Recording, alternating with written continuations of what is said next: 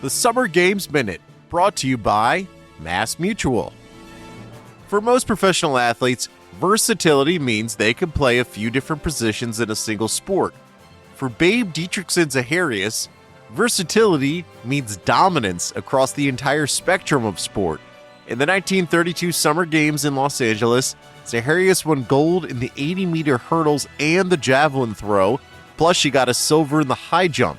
Running, throwing, jumping wasn't enough for Babe, so she became a competitive billiards player, then jumped into professional golf, winning 10 major championships, all the while making a few pitching appearances in Major League Baseball spring training games.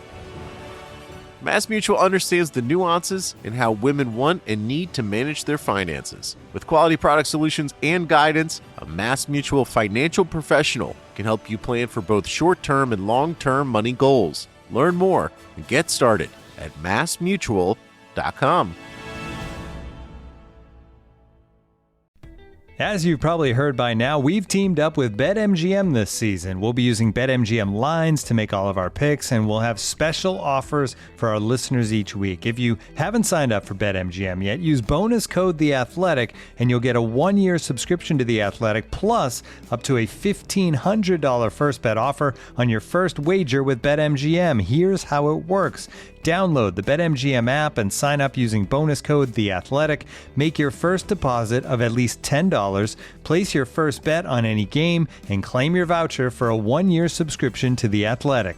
See BetMGM.com for terms. U.S. promotional offers not available in D.C., Mississippi, New York, Nevada, Ontario, or Puerto Rico. Gambling problem? Call 1-800-GAMBLER. Available in the U.S. Call 877-8-HOPE-NY or text HOPE-NY 467-369 in New York. Call 1-800-NEXT-STEP in Arizona. 1-800-327-5050 in Massachusetts. 1-800-BETS-OFF in Iowa. 1-800-270-7117 for confidential help in Michigan. 1-800-981-0023 in Puerto Rico. First bet offer for new customers only in partnership with Kansas Crossing Casino and Hotel.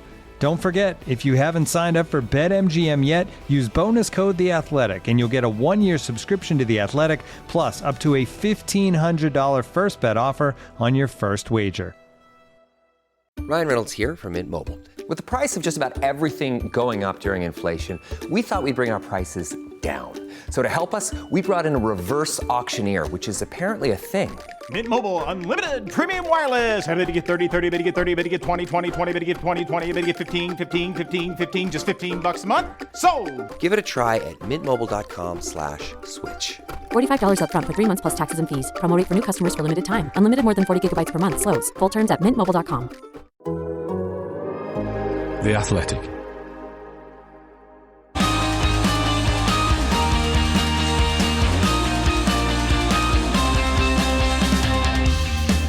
The race is on, and the battle over the 2026 F1 regulations is well and truly on as the FIA fights to finalise the details and the 10 teams jostle to get the outcome they want.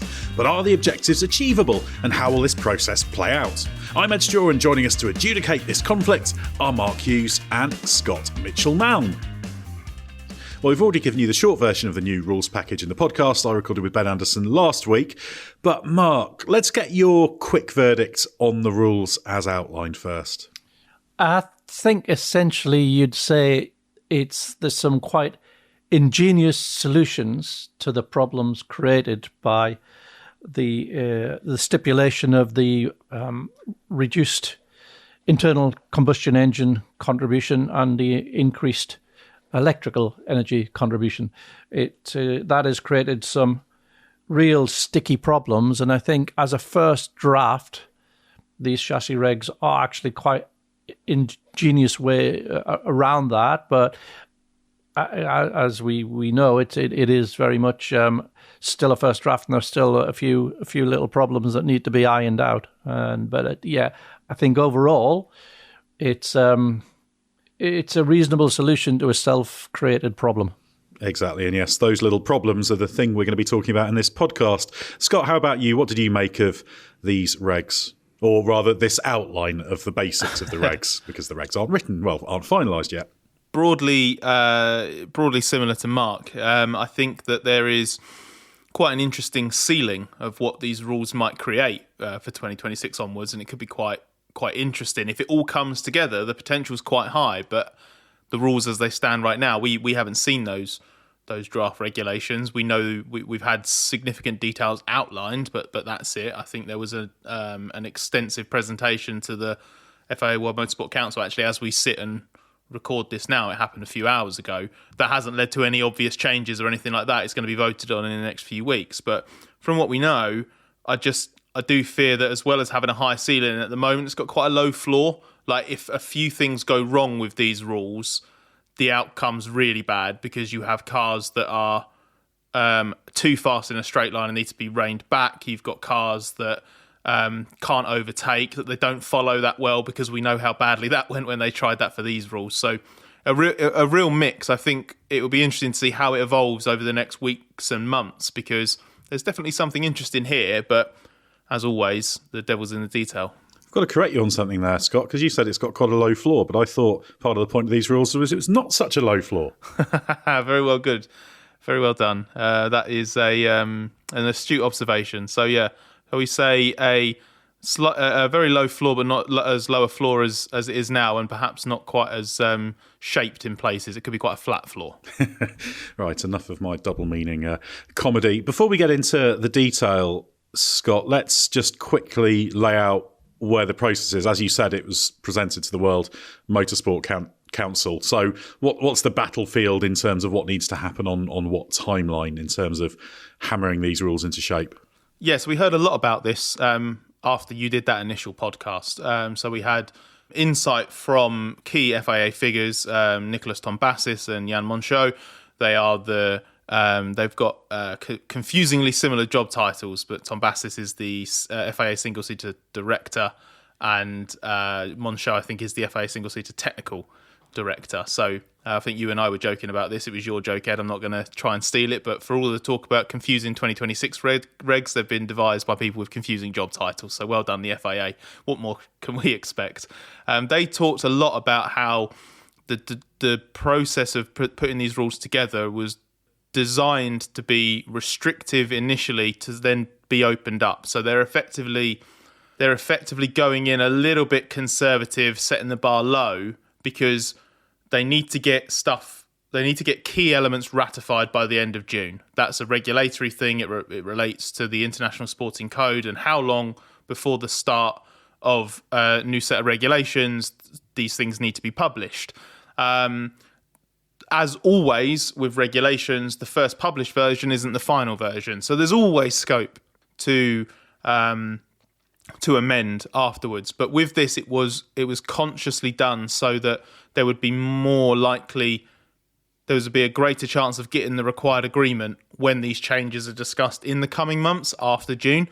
Because the rationale, as Monchot put it, was that if you offer the teams more freedom, they are more likely to say yes. They're more likely to agree. So if you say, okay, we know the cars don't have enough downforce, for example, and enough speed through the corners, let's make changes, let's enhance the floor a little bit more after what we've cut away so that you get that downforce. And there'll be other things as well. You want this detail on the active aero? Fine, we'll give you that detail on the active aero. That's the kind of thing where basically the FIA kind of makes concessions from where it is now. All the teams agree, or the vast majority of teams agree, and you can process those changes. What the FIA wanted to avoid was setting some things in stone now that gave the teams a certain degree of freedom in certain areas that perhaps wasn't as ambitious enough. Maybe they'd only enshrine, let's say, a 10 kilo weight reduction for the car because that seems a lot more realistic and easy. And then it gets to October or November, suddenly the FIA realises through further simulations or discussions, we need to be aiming for this. We actually need to be trying to do this. And then you try and pull back on the regs. You try and say to the teams, oh, we want you to give stuff up. We want to make life harder for you. You're not going to get that same level of agreement quite so easily. That's the FIA rationale. So we have a few weeks now to greenlight this initial set of regulations. That won't be the final version, but then after that, there'll be months and months of debate and tweaks. And eventually, by hopefully the start of 25, because this is when the teams will be allowed to do aerodynamic development on the cars, we will have something approaching the final version. Mark, how much arguing are you expecting over this? We've seen some gentle comments from some of the teams so far in public, but is this one of these ones that's going to ramp up, do you think? Oh, I think it will be quite. There'll be quite a lot going on behind the scenes. I don't think anybody is at the point where they're so exasperated that these rules are just not going to work, that they're not going to contribute. I think they will. There will be a few different viewpoints on how to achieve what they're trying to achieve, and it will be quite intense. But I think, we'll get there. It'll just be a bit of turbulence in between time. That pretty much sums up F1, doesn't it? Get there in the end, but a bit of turbulence in the meantime. Well, let's start delving into some of the detail and these key battles. We've picked out various topics here. And Scott, the first one is about the active aero. We've got the basics of that. That was stated in the release, and they've said a tiny bit more about it. But what do we know about what's still to be argued out when it comes to how that's going to work? I think it's some specific details on the use of it and the where and the how, because we know that broadly it will be usable on, let's say, every straight by every car at any point, regardless of where you are relative to somebody else. Whereas the DRS, as we know it now, obviously, it's 1 or 2, sometimes 3 straights on a circuit, and you have to be within a second of the car in front, and then you get the activation. The suggestion is pretty much any straight, you'll have the X and Z mode option, because activating X mode is going to give you less drag, it's going to increase speeds, it's going to help with that energy recovery under braking because your straight line speed's faster and it extends the braking zone and blah, blah, blah. So that's got to be thrashed out in terms of where the actual predefined zones are, I think, on different circuits, because it's going to have potential safety implications on straight line speeds, and it's also going to have a big impact on energy management calculations and the like, because obviously if it's every single straight line effectively on a circuit, that's very different to 1 or 2 zones. But I think more importantly than that is exactly how the system's going to work, because at the very least it's going to be semi-automated. There will be there will be manual elements to it, important manual elements. For example, like with the DRS, pushing a button to actually activate the modes. And people might have seen the animations, I guess you guys will have, of how that front and rear wing works, in terms of it basically just all sort of falling backwards and opening for both the front and the rear wing. So it's not insignificant. We're not talking about, like a really tiny like flap element change or something on the front wing and the same DRS as now. It looks like a lot more moving parts across a greater area. So one of the concerns is, okay, is that going to be driver operated in terms of activating it and then deactivating it? Because you can switch it off. You should be able to switch it off yourself. But the automated element, which is much like the DRS now, lifting or braking deactivates the DRS now. And the suggestion is that braking will deactivate, will switch you from X mode to Z mode, which is the standard setting, high downforce, so the wings come back up under braking. But they haven't gone into the absolute tiny detail of exactly how all of that works. So I think one of the concerns might be actually how instant is that, and can you rely on that? Because if you've got both sets of wings that need to get back into their normal position when you hit the brakes, for example, correct me if I'm wrong, but that means that initial braking phase will be done with the low downforce, because those wings won't come up in 0.00 seconds, will they? There'll be a lag time. Yeah, and there's also the time it takes for the airflow to reattach to the surfaces, isn't there? Exactly, yeah, and that's a known hazard with DRS as well. It's it's something that the drivers have become familiar with at the initial, especially at high speed. That initial slightly vague feeling as it takes a few milliseconds for the air to reattach. And of course, when DRS first came in, of course, it was free in qualifying, wasn't it? So you could use it wherever you wanted, and there were a few spins and things where drivers were a little bit ambitious with their use of it. But it seems one of those things that it's quite easy to govern when you start using it. I asked about this in the press conference they had, and Jan von Scho said that, well, it'll be available when certain conditions are fulfilled, so low or no lateral acceleration, which says you're out of the corner. So I guess that's the key thing. At what point approaching the corner will you be able to use it? But they say there'll be obviously not the option to use it in bits that are not straight, if you see what I mean, because we have had occasions where the DRS has been available through corners, like when it was available through Abbey at Silverstone, for example. I remember seeing Roman Grosjean have a reasonably big shunt there, trying to do that. I was watching with Gary Anderson a few years ago when that happened. So there's a few little bits there, but this one doesn't seem to be too controversial, does it? Everyone seems to accept the need for this to get the drag down low, and I suspect, Scott, it'll be fairly opaque to people watching once we get to this, because everyone's going to have it. It's not going to be, we refer to it in terms of DRS, but it's going to be available to everyone. It's not an overtaking aid. It's just when you're on a straight, you have got this X mode available. Yeah, it's a different kind of means to an end now. Whereas, as you put it, DRS was purely an overtaking aid before. It's a lap time gain as well to be had there, but primarily it's an overtaking aid. Whereas now it's just another part of a complicated energy management system. It's an aerodynamic element feeding in effectively to the ERS, because its purpose will be to be as efficient as possible in a straight line and then help with that energy recovery under braking. So it will be ubiquitous, and it'll make considering they've gone to the effort of naming it and trying to distinguish between the two. I feel like and I don't say this to just do fans a disservice. I just think purely because of the message you send, it kind of feels to me like a little bit too grandiose, because giving it that X mode moniker kind of makes it feel like it's meant to achieve something. You switch from one mode to the other, you're going to get something out of it, but the net benefit is going to be zero because everybody's going to switch to that mode. So it just feels a little bit pointless. It's a descriptor for the state of the car. It's a descriptor for the state of the aerodynamics that every car will be in a straight line. It just feels a little bit underwhelming to me. And it is a reflection of what Mark was saying very early on about these car rules being a solution to problems imposed by the direction that they've gone in with the engine rules. Yeah, exactly. The need to lower the drag. Mark, can you see any safety concerns or cost concerns or anything unintended in terms of consequences for this? Or do you think this one will be hammered out relatively easily?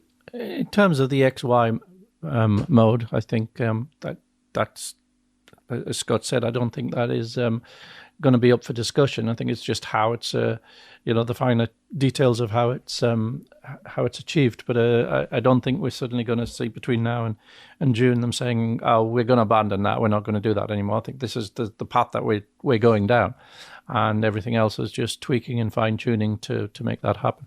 Yeah, and in fact, the active aero mode was something that was in these regs as an idea right from the very, very start. It was known to be necessary once they'd worked out where they were going with the power units. So, yeah, this has always been integral to making these regs work. I have one final question on the active aero, because Mark fell foul of it just then, and I heard a few people over the weekend refer to it as X and Y mode instead of X and Z mode. Why doesn't it follow alphabetically? Yes. Why do any of us know why it's X and Z? That's not how the alphabet works. Maybe there'll be a secret surprise Y mode to be deployed somewhere. That's the mode that they only give certain people. The ones that are being favoured all the time. They get the Y mode and nobody else gets them. I guess if you look at the two letters, X looks quite low drag, doesn't it? Like the aerodynamic, low surface area, whereas Z looks like it's got a lot of downforce hanging on it, doesn't it? It's got that big top. So maybe think of it like that. Maybe that's what I'll start doing, so I don't fall into that trap again. Sounds like the start of a graphic being conceived there. You can invoice F1 for that when they use it. Oh, I can see Gary Anderson's absolutely going to draw that now.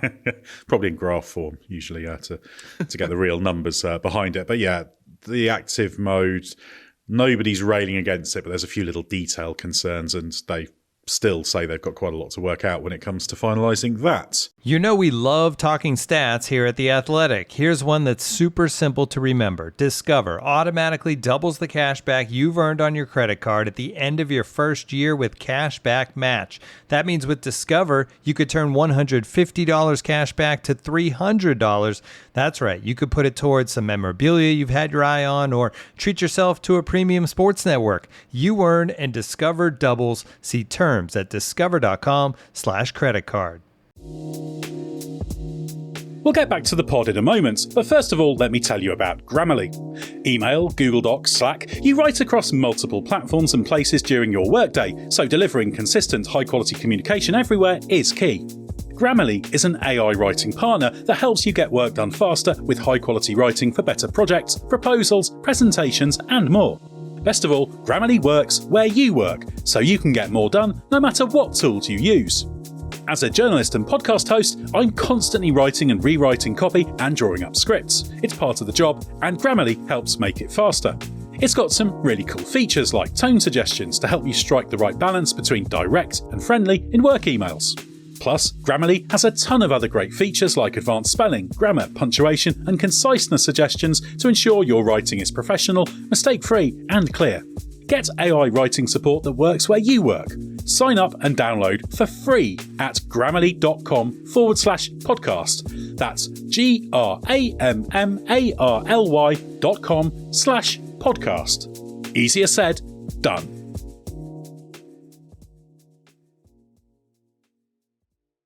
Ryan Reynolds here from Mint Mobile. With the price of just about everything going up during inflation, we thought we'd bring our prices down. So to help us, we brought in a reverse auctioneer, which is apparently a thing. Mint Mobile Unlimited Premium Wireless. How to get 30, 30, bit to get 30, bit to get 20, 20, 20, bit to get 20, 20, bit to get 15, 15, 15, 15, just $15 a month? Sold! Give it a try at mintmobile.com/switch. $45 up front for 3 months plus taxes and fees. Promo rate for new customers for limited time. Unlimited more than 40 gigabytes per month. Slows full terms at mintmobile.com. Right, Mark, there have been lots of question marks about whether the cars will be too slow in terms of lap time. So what's the reality and what needs to happen to ensure the cars are quick enough? Yeah, it depends where you draw the line at what's quick enough and what's too slow. Obviously, it needs to be significantly quicker than Formula 2. There's the hypercar comparison as well. So it all needs to sort of come together as one, really. But yes, as things stand, they'll be much slower over the lap because they have a lot less downforce. And they have to have a lot less downforce because they have to have a lot less drag because there's not enough energy to just, if you put it in the current aerodynamic format of car, it would be disastrous. So yeah, there's not enough energy now that the ERS H has been deleted, and you have this much bigger energy store as well. There's nowhere near enough energy recovered for full deployment of the bigger energy store. So the more downforce you give the car, the more energy it's going to use. There's no getting around that because it always comes with a drag penalty. Where you have to draw the line, what is not fast enough and what is fast enough, I don't think you should be defining it by comparison with the current cars. It's not really relevant how fast they go in isolation. It's relevant in relation to the other formula.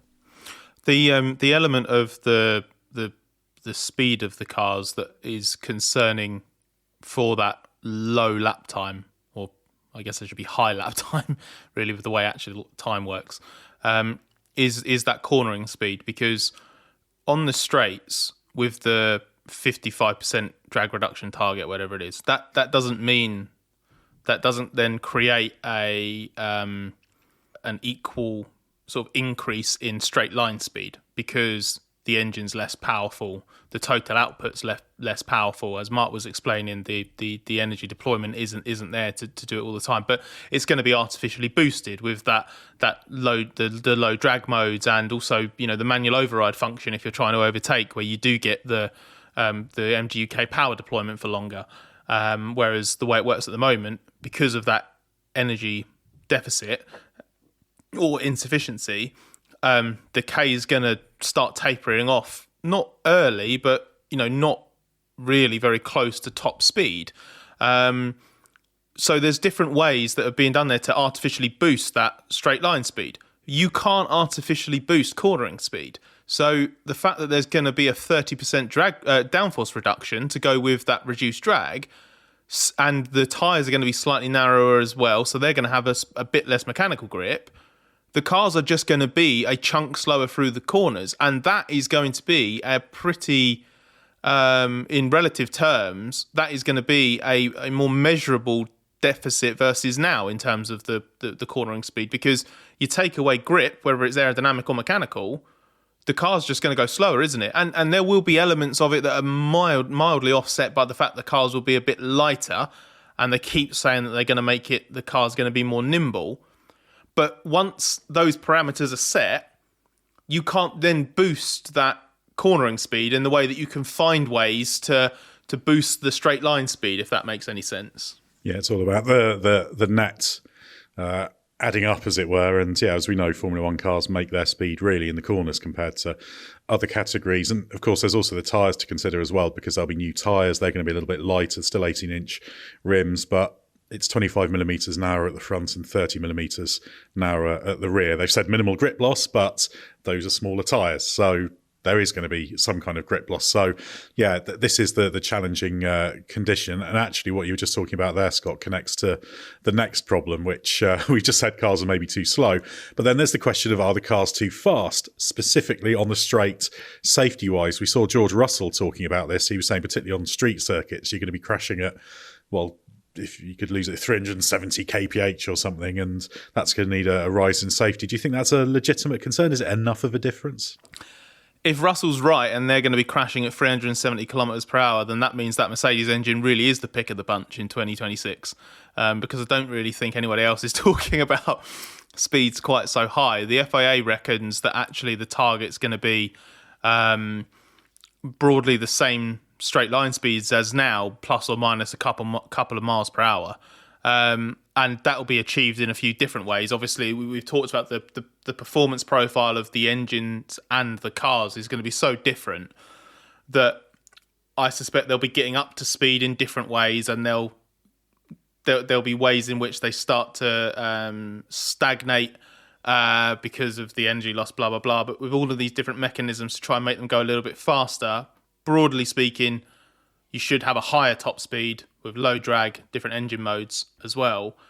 But what they'll do is they'll limit where you can activate the low drag mode, where you can go into X mode. They'll reduce that section. They maybe impose a limit on where and when and how much you can deploy energy on certain circuits and that kind of thing. So they have that in mind, that safety concern could exist, but they're not interested in that. The purpose of these cars isn't to make them faster on the straights.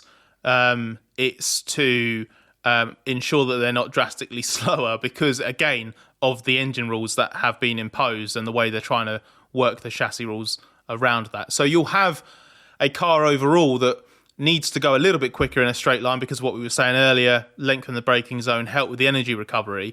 But the reduced amount of downforce and grip and everything means that those braking zones are going to be elongated anyway because there's less grip and downforce than there is now. You're not achieving that by making them go 20 kilometers an hour faster into that braking zone, for just using an extreme example. So absolutely, with the way the cars are and the way they're set up, we have cars at the moment that, according to these draft regs, are going to be too slow in the corners and too fast on the straights. The challenge now is going to be trying to add a little bit more downforce, maybe by giving them a bit more freedom in the floor area to just boost that cornering speed a little bit.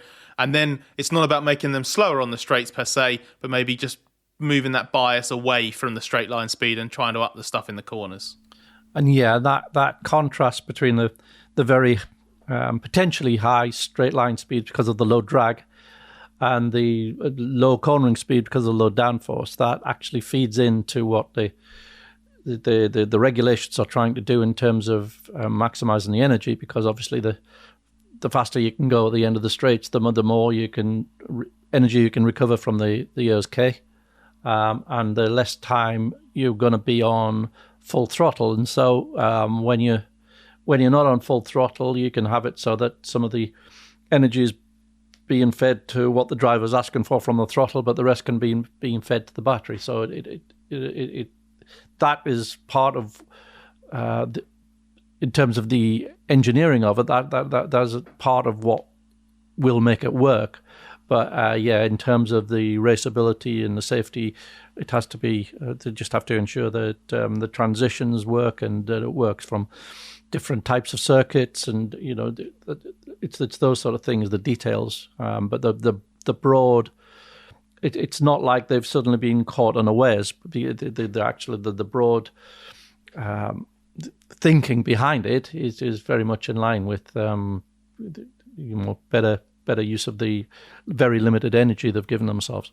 And what I would say in terms of where this part of the rule set seems to be heading with the cornering speeds, the downforce reduction, the low drag nature, they're doing all the other things to make sure that they are still fast, if not a bit faster, in a straight line, is regardless of how that's being achieved and the fact that it is quite complicated and it could go wrong. They could get the balance wrong. What it will end up with is, if they get it right, and even if they get it wrong, I think to a degree, is something that I think a lot of us do want, which is longer braking zones, more challenging corner entries, opportunities to overtake and to race. Because one of the things I've never understood with some of the decisions that have been made by the rule makers in recent years, and I feel like the 17 and 22 regs were kind of guilty of this, is it's all well and good focusing on trying to, improve following and that area of things. But if all these cars are going faster through the corners than ever before, whether it was because they made them big and massive wings and aggressive in 17, or because of the ground effect in 22, where's that overtaking going to come from? Because the braking zones are smaller and smaller, the cornering speeds are higher. There just isn't quite that same opportunity. So moving away from that, which is what this rule set seems to be doing, I think could be good for racing, but it does come down to how they strike the balance. Because what you could have, if that lack of energy is so severe and the need to recharge going into a braking zone is so severe, and you have high top speeds for a car behind that's maybe energy rich and has the manual override function active as well, the risk could be that you then just have a bunch of really big speed differentials at the end of the straights or into braking zones, and they're basically just the same as DRS passes, and they're drive-bys in a different way.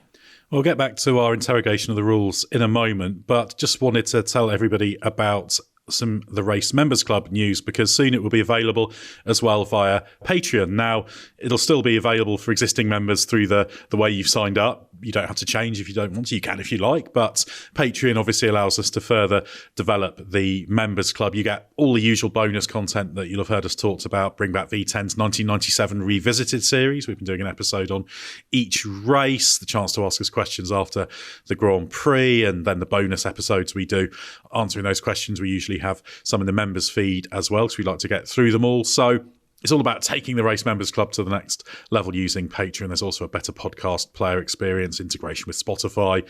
Our bonus content will be in playlists, etc. There's lots of things we can do, and there'll be added MotoGP content as well if you want that, and a new tier with even more bonuses on top of what we already do, like live Q&As and the chance to ask questions about episodes to bring back V10s before we record them. So lots of exciting things going on there. As I said, jump across if you want, and new members could look at signing up via Patreon. So we're very excited about that one. We'll be launching that very, very soon. Right, Mark. Next up, we've got the engine regs themselves, because there have been some calls, and McLaren's Andrea Stella was at the forefront of this, that perhaps there needs to be some fettling of the PU regulations in terms of that 50-50 hybrid to conventional engine split. So what's going on there?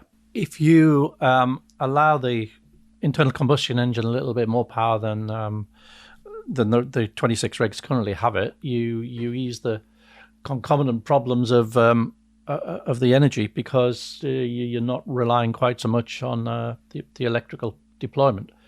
So you the way that you're controlling the engine output is with the fuel flow. It's 100 kilos per hour at the moment. It would be coming down. I don't know if it's actually been specified yet what it's coming down to. I would guess something like 30%, which has taken the engine, the current engine, from about 800 horsepower to will be more like 530, 540 under the new regs. So that's a hell of a reduction, and it would also mean that means that when you do clip at the end of the straights, or at some point down the straights, the engine's not able to help out anything like as much. You've got a much bigger power drop. So I guess they're talking about tweaking it a little bit, just to try and bring the fuel flow up a little bit, to have a little bit more, so it's not quite such a severe reduction. It's a question of, is the technology yet a match for the ambition in terms of where they want to get to? And it may be that it's not quite, and they need to tweak a little bit of help with the the good old internal combustion engine.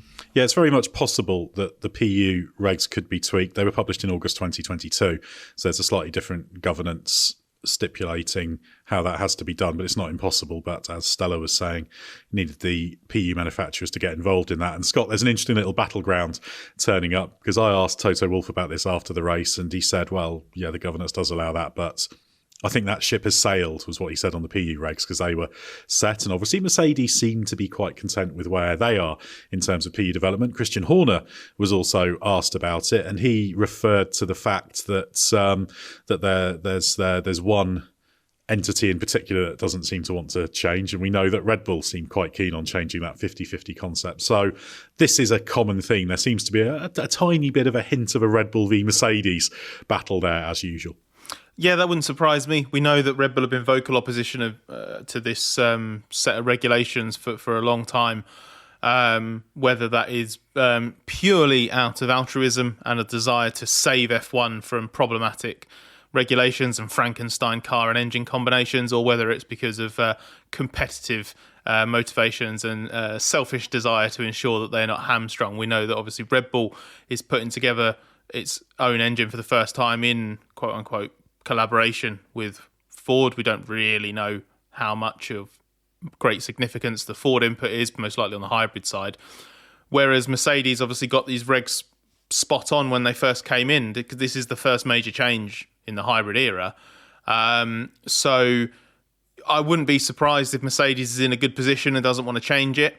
Where it gets interesting to me, and obviously you spoke to Stella, Edd, so you're probably better placed to answer this, but is why there might be a bit of dissent within the Mercedes customer ranks. Why would McLaren be pushing for this kind of change when Mercedes itself is sort of thinking, actually, ship sailed, we're quite happy where it is? Well, I suspect that probably reflects the fact that, despite the fact it tends to be perceived that way, the manufacturers don't control their customer teams. I think Andrea Stella is giving an honest view based on how he sees it as an engineering challenge, and he's right. I mean, as he says, you run into a problem with the laws of physics, and they can be quite stubborn.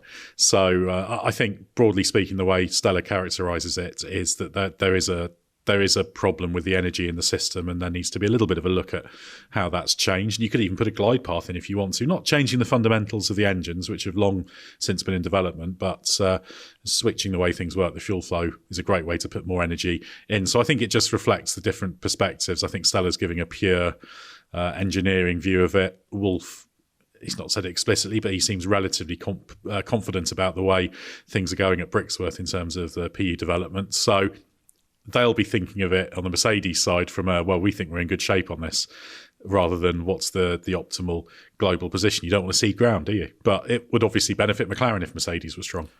The element of this that I find interesting is that the squabbling over the power unit regs goes back basically a year or so from when Christian Horner first started to vocalise his concerns.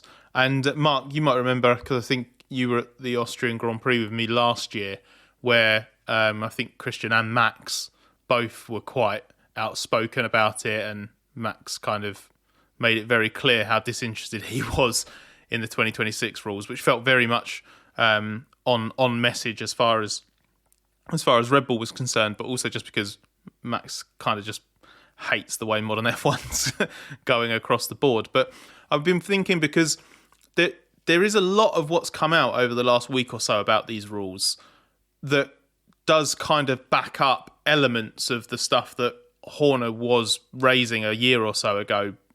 It just felt at the time like there was a lot of scaremongering and maybe some outdated information in there, which I think has come to pass, because, you know, there are no concerns about, like, we're talking about cars that at the very least are going to be several seconds quicker than F2, not running at F2 pace. We're not talking about cars that are going to spin out of control on the straights and all of this stuff. But what do you think, Mark? Because obviously you'd have heard that probably from the horse's mouth a few times.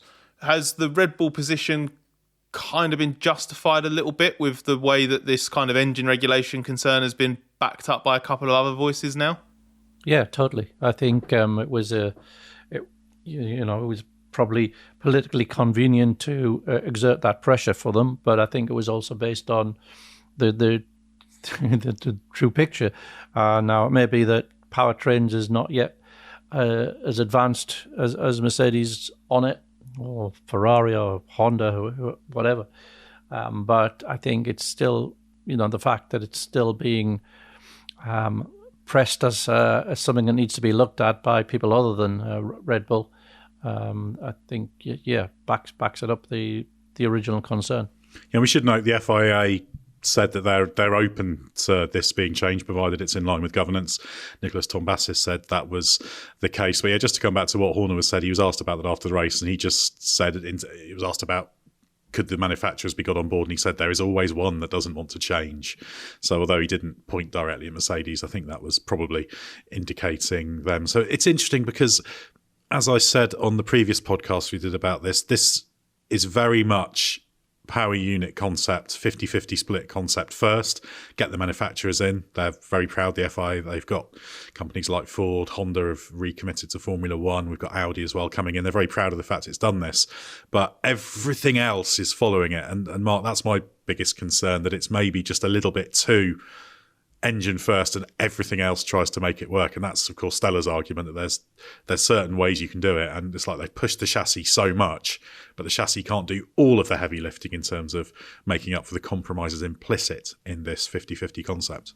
Yeah, I think that's very accurate. And I think if you were going to be fundamentalist about it, you would say, why are we letting the automotive manufacturers dictate Formula One and Formula One regulation? But of course, Formula One goes out of its way to court those manufacturers because it's good for business, and it's for reasons of how Formula One positions itself in the global marketplace. But if you stand back a bit further and look at it a longer term view, and you think, well, what is the future of automotive technology, as well as, electrical and hybrid? It's also longer term driverless. Now, there's no point in having a Formula One that tries to work with that technology. So at some point, there needs to be a decoupling. There's going to necessarily be a decoupling. But yeah, I guess they're feeling there's those running the sport feel there's an awful lot of money to be squeezed out of them before that happens. Yeah, that's always one of the primary motivations, of course. But yeah, there's already vague talk about what the next power unit regulation generation will be, and whether Stefano Domenicali was floating the idea of more simple, old-fashioned conventional engines. I think probably the correct solution is somewhere in between, and that you want something that moves with technology and that isn't completely regressive. But yeah, there's certainly legitimate concerns about whether these rules are a little bit just too much built around the power units. But that happens with every reg change. There's always something, one overwhelming factor that they're pursuing, and everything else follows on from it. And that's one of the fundamental limitations, I think. Well, Scott, we've briefly referenced the weight, but let's get into that, because the FIA has knocked 30 kilos off the minimum weight. But while everyone welcomes the principle of making the cars lighter, and ideally would like to make them way lighter, knock 100 kilos off, 150 kilos off, there are concerns, aren't there? There are, because it's going to be bloody hard. A couple of people even said it'll be impossible to take that much weight out of the cars. The problem is that it's not hypocritical for someone to say these cars need to be 100 kilos, 150 kilos lighter, and then say trying to reduce it by 30 kilos in this rule set's too ambitious. And the reason for that is, as we've kind of alluded to throughout a lot of this, it's the engine formula. The change to the engines for 2026, I can't quite remember the numbers off the top of my head, but basically you drop the MGUH, which only weighs a few kilos, but the K and the battery are going to get a lot heavier. So the engines themselves are probably going to be, maybe 20, 30 kilos heavier than they are at the moment. So you're basically asking for, with a little bit of weight coming off of the tyres and weight coming off of the car because of dimension changes and stuff like that, you're asking for a net reduction of 30 kilos. That means you're going to have to take off a hell of a lot more than the cars weigh at the moment. And the dimensions and the associated changes with that are only going to take off so much. So the teams are worried, and I think quite fairly, about exactly how much effort and money is going to be spent on doing this, because as I think you've pointed out in a couple of pieces we've written, Ed, there's no regulatory obligation to meet the minimum weight limit in terms of coming down to it. The only requirement is you're not less than it. And I don't think any team at the start of 26 is going to have any trouble being higher than the minimum weight. But the problem for all the teams is getting as close as you can to that weight limit. So I don't know. We know now this year, for example, that at least 2 or 3 teams started the season overweight. That's even now when we're a couple of years into an established rule set, right? And we've got Williams, who have massively changed big elements of their car, got it a bit wrong, had to make certain amendments, and that car's running probably between 10 and 15 kilos overweight, giving away nearly half a second in lap time. It's enormous. So if we're saying that 30 kilos but now is going to be really, really difficult to do, I would say it's realistic that a lot of those teams are going to struggle to get anywhere lower than 5 or 10 kilos over the minimum weight, unless they spend a load of money or potentially cut corners in certain areas. So there's a huge amount of concern about the viability of this. I guess there's counter arguments to it insofar as, well, you've already raised one, which is that there's no obligation to be at the minimum weight. Obviously, you don't want cars that are 100 kilos over the minimum weight, because that then does have safety impacts, because there's all sorts of calculations about what kind of energy levels you have and impacts and all that kind of thing. So there's a challenge there, but we're not talking that kind of order of magnitude. But there's also a fact that the weight has gone up so much in the cars because it hasn't been a concern for so long. In terms of the way the rules have been done, they've not worried too much about adding too much weight. They've tried to keep down the addition as much as possible. But I quite like the principle of creating a condition where you want to squeeze the weight back down, because that's always the best way to achieve things. And I remember James Allison last year saying in a press conference, it may even have been in Canada, I can't remember where it was, but he said, well, actually, why not have the minimum weight very, very challenging and let teams battle to get down to it? So I agree you've got to have a realistic level, but I think this 30 kilo is big enough to have an impact, but not without being completely ridiculous. What do you think of it, Mark? Is it asking too much, given you're basically saying, right, we've got to add weight as well, because there's things that are adding weight in these rules, and then get it down? So it's far more than a 30 kilo reduction, really. Yeah, effectively, you're trying to take 60 kilos out of the rest of the car, aren't you? So that is very ambitious. If your power unit, your battery and your K are going to add 30 kilos, and you're going to try to present something that weighs 30 kilos less. So yeah, trying to imagine how you take 60 kilos out of the car, even with a shorter and narrower chassis and smaller wheels and brakes, and maybe some weight saving on the suspension because the downforce is not as great, so it doesn't have to be as strong. Even then, that's a hell of a lot, 60 kilos to get out of the basic chassis of a car. Yeah, I quite like the idea of it being ambitious and borderline impossible. I think that's quite. I don't think we need to worry about that too much. What we need to worry about is the format of the cars in the first place that makes them this heavy, and I think that's a much longer term concern. But in terms of this regulation set, no, I don't think that. I think the weight is fine. There was a little bit of concern about the driver minimum weight reg that was brought in 2019, where basically drivers have to be 80 kilos, not literally, but there's ballast in the seat. So every driver effectively weighs 80 kilos to avoid giving an advantage, or rather giving a disadvantage to the tall drivers. And that's actually going to go up to 82 kilos now from 80 kilos. That's the plan in 2026. Nicholas Tombassis confirmed that in the press conference. And what's the heaviest driver now? I don't think there's anyone at 80. Nico Hülkenberg's probably the heaviest. I think he's around the high 70s mark, because he's quite tall, and a number of the drivers are quite tall. Esteban Ocon's another one. You know, he's got to be super lean, and you don't want to go more down the road where drivers have to be unhealthily light and really squeeze that weight in order to make things work. So it's good that they're holding on to that, but of course that continues to make things a little bit more challenging, even though it's bad news for the market value of someone like Yuki Tsunoda, who was probably thinking, there's a great opportunity here to bring pure performance to a car with my weight. But he brings plenty of performance without that advantage. Now, Mark, the final point we want to talk about is the bigger picture and the perception of F1, because there's question marks about whether the ever-increasing complexity is bad for the fans and the accessibility of F1. So where do you stand on this? I think you shouldn't underestimate the fans' ability to understand quite complex concepts, especially the hardcore of the fans. And I don't think that necessarily means that the more casual viewer needs to understand every single facet, as long as the whole thing holds together and still works as a spectacle. I don't think the casual viewer. I don't think we need worry too much about whether the casual viewer understands Z mode and X mode, or whatever power strategies that the cars may be deploying. But I think it's. I don't think it's something we should hide away from. Formula One's the most technically intense and inventive sport in the world, and I don't think we should be hiding that. I think we should be celebrating it. So I think it should just be there, available for those who want to dig a bit deeper, but not spoiling the show for those who aren't that interested.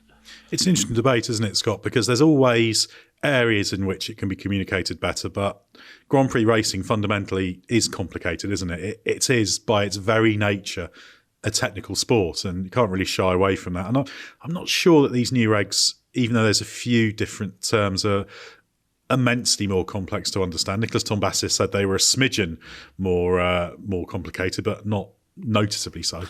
And Moncho said, didn't he, that when you see how quickly young people, for example, are able to use smartphones and apps and all kinds of things, the level of comprehension is extremely high. It felt like a slightly accidentally patronising example. It was like, oh, well, if kids can use phones, of course they can understand F1. But the point was basically that you don't need to dumb down stuff. And I think he kind of interpreted the question probably as, F1's got a lot of new young fans.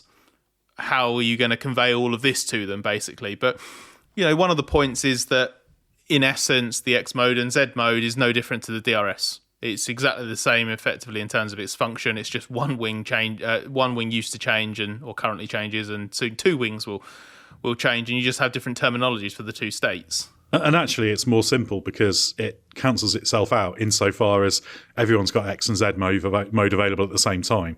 So it's actually complete. It's something that you can completely disregard because it's just cars driving down a straight and around a corner. There's no offset. There's no one car has DRS, another doesn't. It's just that. Exactly. Visually, it's going to be simpler, isn't it? Every car you see on the straights is going to have the wings in a different position, whereas now one's got it open, one doesn't. What if viewers are that new to it or struggling to comprehend, they'd be asking why wings are opening on some cars and not others. I do think you need to give people a bit of credit. I think one area that I haven't heard this necessarily talked about too much as a concern in terms of complication, but one way I saw it was that I do think there is a little bit of a risk of the races becoming quite hard to comprehend without some assistance in terms of graphics and visuals. I like the fact that you need to sort of rely on a bit of intuition and understanding and reading of a race to really follow what's going on. And there are some people whose job it's supposed to be to follow F1 races, not just F1 races, but in various different forms of motorsport, that struggle to read a race because it can be quite complex. There are different layers to it. It's all right. You can name Mark here just because he's here. You don't need to spare him. I've read plenty of his Grand Prix analysis. I know how well he understands motor racing. But some people don't understand motor racing as well as Mark. There are so many layers to a Grand Prix, and I think you mentioned that point earlier. So, yeah, it is meant to be a bit complex to establish the picture, but it shouldn't be impossible. And my fear with the way the rules are at the moment is, while I like how strategic the racing could become in this era, there is a chance that you're watching a battle play out that's actually not really playing out because one car actually has bags more energy in reserve than the other, and the car in front is just completely depleting all of their resources to just futilely stay ahead for a few laps or until the final stint or whatever it's going to be. Or you're going to suddenly see a really easy drive-by overtake that completely saps away any sense of anticipation about the battle. So I think there just needs to be enough there that allows us to have a bit of context. I don't like it. I don't like overboard graphics, so I don't see the value personally in a graphic that comes up at the bottom of the screen at the moment and says car X within striking distance of the other car in 3 laps or something like that. That's silly. that I don't see what it maybe some people watching do get something from that. I don't. But with the 26 regs, I think what a lot of people will gain something from is a better understanding of what state each car's in, whether that is in terms of, battery levels. We see that every now and again now, don't we? They've just started to open up some of that because they have so much data that they could pipe onto the broadcast if they wanted to. I'd like to see more of that deployed, I think, for 26, because we don't need to dumb down F1. We don't need to make it too niche at the same time, but we do need to give everyone a fighting chance of understanding exactly what it is that they're watching. Yeah, and I think it's worth remembering as well, it's always been complicated. It's always been a game of how you deploy your resources. A lot of people quite rightly look back on the previous turbo era, the 1980s, as a great era, but there was a lot going on there in terms of, well, what tyres did you have? Which tyre compound did you have? And the TV viewers didn't know that. What sort of boost pressure can you run for how long? What's your fuel situation? Obviously, there were times towards the end of the turbo era and the fuel got very, very tight. So all of these things have gone on, this question of management of energy resources. And of course, Mark, people always say, it shouldn't be an efficiency race, it should be a speed race. Well, efficiency is speed, because you've got a certain amount it's always been an efficiency race. Exactly. You've got a certain amount of resources you've got to expend in the best way to the end of the race and minimise the race time. Yeah, it is. It's just we're embracing a different technology to do exactly the same thing as we've always done. Yeah, I think that's a very succinct summary of it. So it's interesting, these new regs. As I've said, I do have my concerns that it's fractionally too power unit led, but I do agree with what you said right at the start, Mark, that they've come up with some quite good solutions. And these battles, it's all in the fine tuning, isn't it? There's room for some push and pull. They've got the basic parameters, and actually the main question really is how close they can get to the final regs. They want to get them signed off by the end of the month, don't they, by the WMSC, Scott? So that's the big question. Can they hammer all of this out? And once, of course, they're published, by the time we get to the start of 26, it'll be on issue 13 of the technical regulations probably, because they can make modifications as they go along. So that's the thing. There is an element of race against time to get it hammered down to a sufficient level. But then they will continue to fettle and refine and close loopholes and clarify things and tackle things over the coming 18 months. Yeah, as I was saying at the start, they just need to get them into a certain form just to get an initial version greenlit. The WMSC, if they wanted to, could approve what exists now, as much as the teams are very unhappy with it. But I think one team boss even said that a couple of items changed last week between the start of the week and obviously the FIA communicating plans on the Thursday. So that's how fluid the situation is and how much can change. So yeah, there'll be a version that goes out at the end of June. It won't be the final version. However many issues of the regulations we get will be up to whether the FIA and everybody wants to just keep changing the regs in multiple goes. They might save all of the changes and do one big reissue on January the 1st, 25 or something like that. The teams will have different versions of draft regulations, I suspect, several times between now and then. But whatever we have by the end of June is not going to be the final form. So even if we then have to go through a few weeks or months of teams bickering and complaining that this thing's still rubbish and this thing still won't work, that doesn't mean it's set in stone. That there's going to be a lot of changes to come still. Yeah, the bottom line is we'll get to the start of the 2026 season. There'll have been all this talking. And at the first race, there'll still be 20 cars running around contesting a Grand Prix, maybe even 22 if Andretti get let in time for that. That would be good, but we won't get into that one now. But F1's very good at solving these problems, and things tend to get presented as, oh, this is terrible, this will happen, and you get the extreme interpretations. But yeah, it'll be made to work, and it's all part of the process. But there will be some arguing in the interim, and hopefully we've given everyone a good idea of some of the key battlegrounds in this podcast. So thanks very much, Mark and Scott, for your insight. We've got a little bit of time to reflect before the Spanish Grand Prix, so stay with us for everything you need to know from the world of Formula One.